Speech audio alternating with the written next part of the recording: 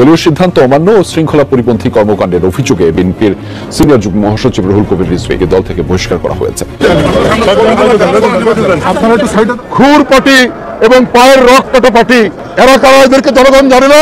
জামাত শিবিরের বিরুদ্ধে উদ্ভট মিথ্যা কল্পকাহিনী প্রচার করে রুহুল কবির রিজভী হাতে নাতে ধরা পড়ে চরম অপমানিত অপদস্থ হলেন। আসসালামু আলাইকুম সম্মানিত প্রিয় দর্শক, জামায়াত ইসলামকে নিয়ে বিতর্কিত মন্তব্যে এবার কিন্তু কঠিনভাবে ফেঁসে গেলেন বিএনপি নেতা রুহুল কবির রিজভী, যার ফলে কিন্তু জনমনে চলছে এই বিষয়টি নিয়ে বেশ সমালোচনা। এমনকি বিএনপির ভাইস চেয়ারম্যান তারেক রহমানও কিন্তু রুহুল কবির রিজভীকে বহিষ্কার করতে কঠিন হুঁশিয়ারি দিয়েছেন। দর্শক, ভিডিওর সামনের অংশ দেখে কিন্তু বুঝতে পেরেছেন আমাদের আজকের ভিডিওটা ঠিক কতটা গুরুত্বপূর্ণ এবং কোন বিষয়টিকে ইঙ্গিত করছে। তাই অনুরোধ করব ভিডিওটি না টেনে একেবারে সম্পূর্ণ দেখবেন, তবেই কিন্তু আপনি বিষয়টি ভালো করে বুঝতে পারবেন। তবে তার আগে বললে, আপনি যদি আমাদের চ্যানেলের নতুন দর্শক হয়ে থাকেন তবে অবশ্যই চ্যানেলটি সাবস্ক্রাইব করে ভিডিওতে একটি লাইক দিবেন। তাহলে চলুন দর্শক, আপনার মূল্যবান সময়টি আর নষ্ট না করে এবার আমরা ভিডিওর মূল আলোচনায় চলে যাই। বলেন রুহুল কবির রিজভী জামায়াতে ইসলামীর দিকে ইঙ্গিত করে বলেছেন, 5 আগস্টের পর একটি রাজনৈতিক দলের আত্মসৎ দেখছে জনগণ। কারা পায়ের রক কাটে তাদের চেনে জনগণ। ঘোলা পানিতে মাছ শিকারের চেষ্টা করছে 71-এর বিরোধিতাকারী জামায়াত। খুর পার্টি এবং পায়ের রক্ত পার্টি এরা কারা, এদেরকে জনগণ জানে না।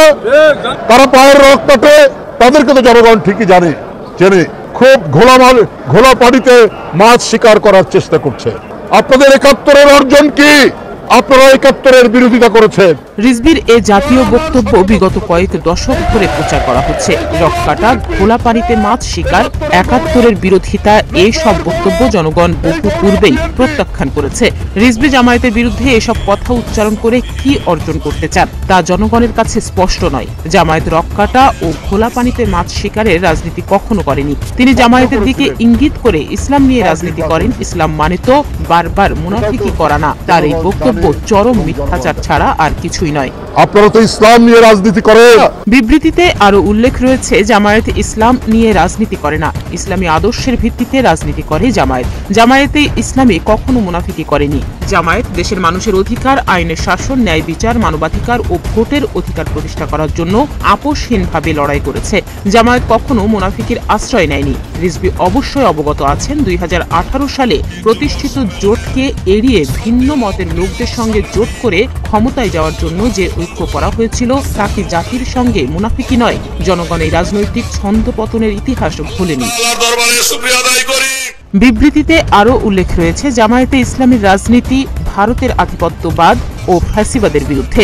জামায়াতের এই ভূমিকা গোটা জাতি গ্রহণ করেছে, আর এ কারণেই সম্ভবত রিজভীর গাত্রদাহ সৃষ্টি হয়েছে। আমরা এ ধরনের বিভ্রান্তিকর ও অপবাদ আরোপের রাজনীতি থেকে বিরত থাকার জন্য সংশ্লিষ্ট সবার প্রতি আহ্বান জানাচ্ছি।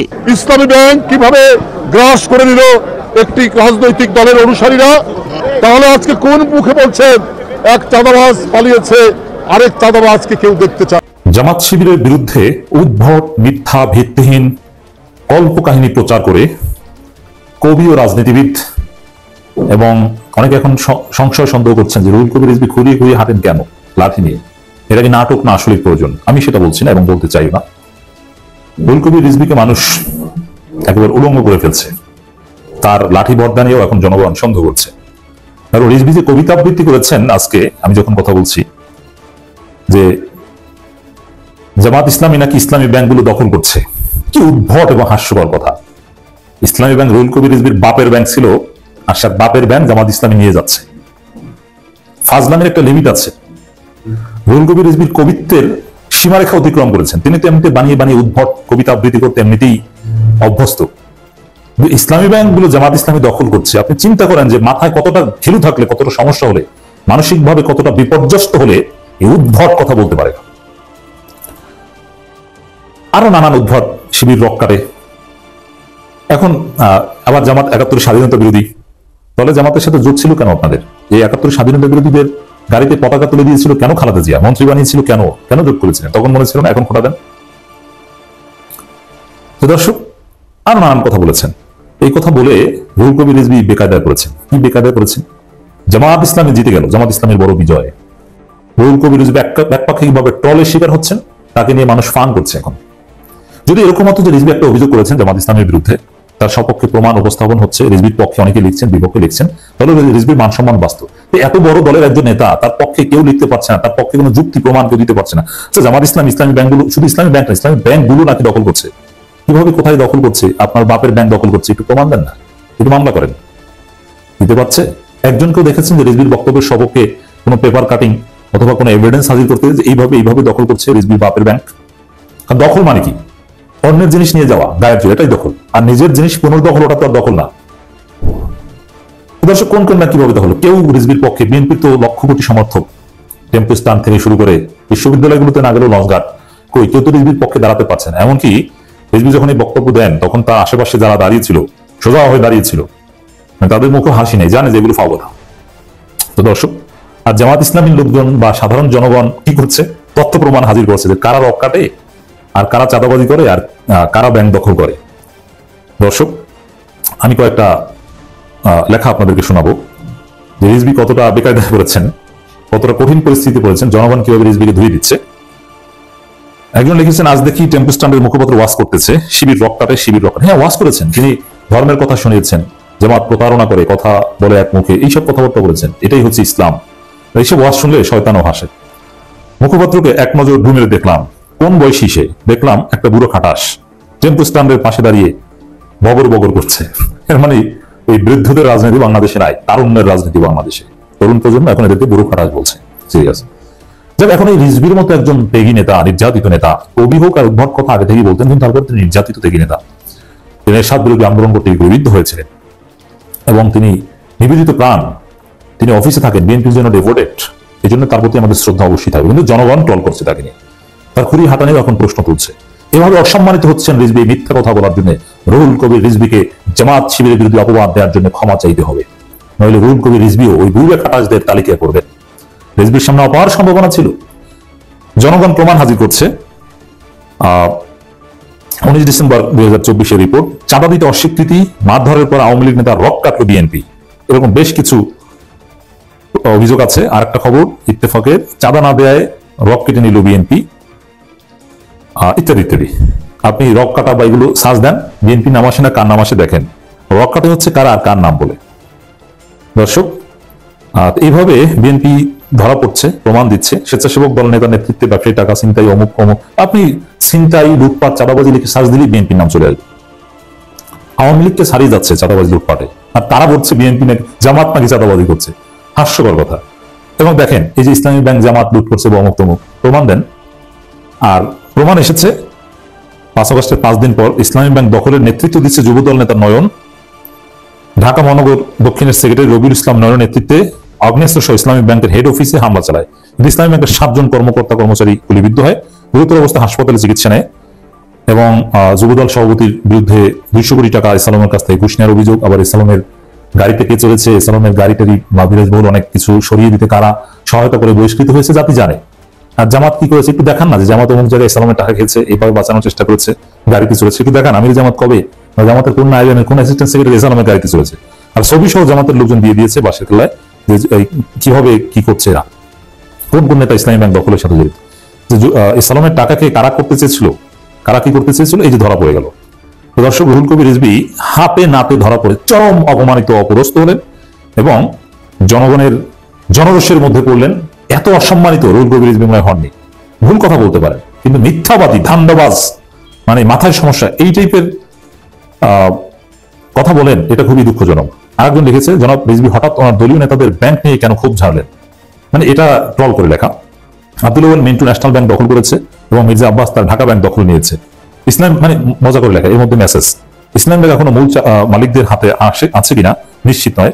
আরটিভি দখল নিয়েছে টাকলা ওয়াহিদুজ্জামান, তাতে রিজভির জলে কেন? আমি ডাক্তার জাহাঙ্গীর কবির, মির্জা ফখরুল রিজভী সবার ভক্ত, কারণ তার অর্গানিক কথা বলে, মজা করে লিখেছে। এর মধ্যে অনেক গভীর মেসেজ আছে। মানে কতটা ধান্দাবাজিমূলক, বাটপারি, তৃতীয় শ্রেণীর থার্ড ক্লাস মিথ্যাচার রুহুল কবির রিজভির বক্তব্য। জামাত ইসলামী নাকি ইসলামী ব্যাংকগুলো দখল করছে। রিজভী এত নিচে নেমেছে, তার মানসিক সুস্থতা টেস্ট করা দরকার। কি অভিযোগ করছে? জামাত চাঁদাবাজি করছে, হাটে বাজারে বিভিন্ন জায়গায়, এই কথা বলছে। দর্শক, কেউ কেউ বলছেন যে তারেক রহমানের যে বাসা ভাড়া লন্ডনে, সেটা নাকি এসালম গ্রুপ দিত। পরে 5 আগস্টের রাতেই এসালম গ্রুপ বলেছিল তারেক রহমানকে ইসলামী ব্যাংক দখল নিতে, কিন্তু তারেক রহমান নেননি। না নেয় নাকি ক্ষুব্ধ হয়েছে, এইসব হিসাব নিকাশে নাকি রুহুল কবির রিজভী এখন ইসলামী ব্যাংকের বিরুদ্ধে লেগেছে, ইত্যাদি ইত্যাদি। এরকম অনেক মজার মজার তথ্য বের হয়ে আসে। দর্শক, রুহুল কবির রিজভী সত্যি কঠিন পরিস্থিতি পড়লেন, একটা ধোলাই খেলেন, গণধোলাইয়ের মতো অবস্থা। অতএব ফাও কথা বলবেন না, বলার আগে হিসাব করেন, বলে যদি এরপর অপমান অপদস্থ হন আপনার সম্মান আর ফিরে আসবে না। ফখরুলকে মানুষ গালাগালি করতো, কিন্তু রিজভীকে কিন্তু কেউ গালাগালি করেন। রিজভীকে গালাগালি করতো আওয়ামী লীগের লোকরা, কারণ আওয়ামী লীগের বিরুদ্ধে তিনি সাহিত্যিক বিভিন্ন রং সং মাখি সুন্দর সুন্দর কথা বলতেন, এতে আমরা একটা মজা পেতাম। এবং তিনি আসলেই আবশ্যহীন নিবেদিত প্রাণ একজন নির্যাতিত ছাত্র নেতা, এই জন্য আমার ব্যক্তিগত শ্রদ্ধা তার উপর ছিল এবং থাকবে। কিন্তু সেই রুহুল কবির রিজভী কতটা নিচে নেমে গিয়েছে, এখন তার খুঁড়ি হাঁটা নিয়ে মানুষ টল করছে। আল্লাহ রাব্বুল আলামিন রুহুল কবির রিজভীকে হেদায়েত করুন। বিএনপির নেতাকর্মী সমর্থকদের প্রতি আহ্বান জানিয়ে বলতে চাই, আপনারা অপপ্রচারে বিভ্রান্ত হবেন না, বরং সতর্ক থাকবেন। নিজেরা এমন কোনো কাজে সম্পৃক্ত হবেন না যাতে কেউ অপপ্রচারের সুযোগ পায়। নিজেদেরকে জনগণের আস্থায় রাখুন, জনগণের আস্থায় রাখার জন্য সর্বোচ্চ চেষ্টা করুন। সর্বশেষে 46তম ছাত্র দলের প্রতিষ্ঠা বার্ষিকীর এই শুভ লগ্নে সারা দেশে জাতীয়তাবাদী ছাত্র দলের নেতা কর্মী সমর্থকদের প্রতি আহ্বান জানিয়ে বলবো, লেখাপড়ার পাশাপাশি তোমরা নিজেদেরকে জনকল্যাণমূলক কার্যক্রমের সঙ্গে সম্পৃক্ত রাখো। শিক্ষা প্রতিষ্ঠানে নিজেদেরকে একজন আদর্শ শিক্ষার্থী হিসাবে গড়ে তুলতে সচেষ্ট হও। শিক্ষার্থী কিংবা অভিভাবক, আমাদের প্রত্যেকের মনে রাখা জরুরি, আজকের শিক্ষার্থীরাই আগামীর বাংলাদেশ। সুতরাং শিক্ষার্থীদেরকে শিক্ষা দীক্ষায়, জ্ঞানে বিজ্ঞানে সমৃদ্ধ করা না গেলে নিশ্চিতভাবেই হয়তো আবারও পথ হারাবে আমাদের প্রিয় বাংলাদেশ। হাজারো ছাত্র জনতার রক্তের উপর প্রতিষ্ঠিত বর্তমান অন্তর্বর্তীকালীন সরকারের ব্যর্থতা বাংলাদেশের গণতন্ত্রের পক্ষের শক্তির দেখতে চায় না। এ কারণেই জনগণের পক্ষের রাজনৈতিক দল হিসেবে বিএনপি অন্তর্বর্তীকালীন সরকারের প্রতি সমর্থন অব্যাহত রেখেছে। প্রিয় দেশবাসী, রাষ্ট্র এবং সরকারের বিদ্যমান বিধি ব্যবস্থা নিয়ে তরুণদের মনে অনেক প্রশ্ন রয়েছে এবং আমরা মনে করি এই প্রশ্নগুলো থাকাটাই স্বাভাবিক। 2009 সাল থেকে এ পর্যন্ত ভোটার তালিকায় প্রায় 3.5 কোটি ভোটার যুক্ত হয়েছে। তারা ভোটার হলেও আজ পর্যন্ত তারা একটি জাতীয় নির্বাচন কিংবা স্থানীয় নির্বাচনে ভোট দিতে পারেনি।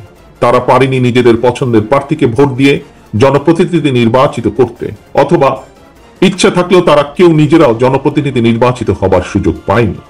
সুতরাং রাষ্ট্র ও রাজনীতি, সরকার প্রচলিত বিধি ব্যবস্থার সংস্কার করে আরো উন্নত এবং টেকসই বিধি ব্যবস্থার পক্ষে ছাত্র ও তরুণরা অবস্থান নেবে সমাজ পরিবর্তনের লক্ষ্যে।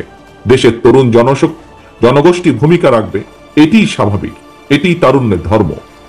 দেশে প্রয়োজনে আরো নতুন রাজনৈতিক দলের উত্থান ঘটবে, এটিই গণতান্ত্রিক রীতি। এ নিয়ে বিচলিত হবার কোনোই কিছু নেই। রাষ্ট্র ও রাজনীতির প্রয়োজনে বিএনপি সকল গণতান্ত্রিক উদ্যোগকে স্বাগত জানায়। বিএনপি তার জন্মলগ্ন থেকে আজ পর্যন্ত সকল পরিস্থিতিতে, সকল সময় বহু দল বহু মতের চর্চার পক্ষে, যা মহাসচিব সাহেব তার বক্তব্যে উল্লেখ করেছেন।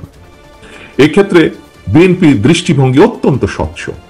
জনগণ কোন রাজনৈতিক দলকে গ্রহণ করবে কিংবা বর্জন করবে, নির্বাচনের মাধ্যমে সেই রায় দেবে জনগণের আদালত। তবে যারা জনগণের আদালতের রায়ের মুখোমুখি হতে ভয় পায় কিংবা যাদের ভিন্ন কোনো উদ্দেশ্য রয়েছে, তারাই নির্বাচন অনুষ্ঠান নিয়ে নানা রকম বিভ্রান্তি সৃষ্টি করে। গণতান্ত্রিক আমি জনগণের প্রতি আহ্বান, আপনারা ধৈর্য হারাবেন না, নির্বাচনের জন্য মানসিক প্রস্তুতি নিতে থাকুন। নির্বাচন কমিশন তাদের উপর অর্পিত দায়িত্ব যথারীতি পালন করবে, এই বিশ্বাস রাখুন। তো সম্মানিত প্রিয় দর্শক, ভিডিওতে আলোচিত বিষয়গুলি শুনে আপনার কি মনে হয়েছে? রুহুল কবির রিজভী কি আসলেই দোষী? দর্শক, কমেন্ট করে জানিয়ে দিন আপনার মূল্যবান মতামতটুকু।